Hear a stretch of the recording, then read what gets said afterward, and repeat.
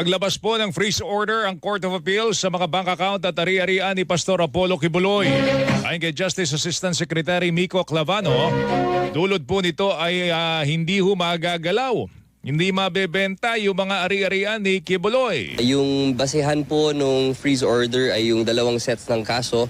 Yung isang set ay nakabinbin po sa US, sa Amerika. At yung mga kaso po naman na nakabinbin dito ay yung qualified trafficking in persons as well as child abuse. At the end of this all, ang gusto kasi natin ay makita natin ang money trail dun sa mga illegal na ginagawa ng pastor.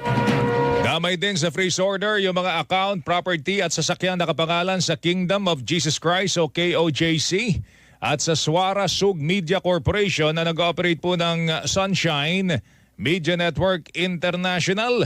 Kaya din yung mga account at ari-arian ng Children's Joy Foundation na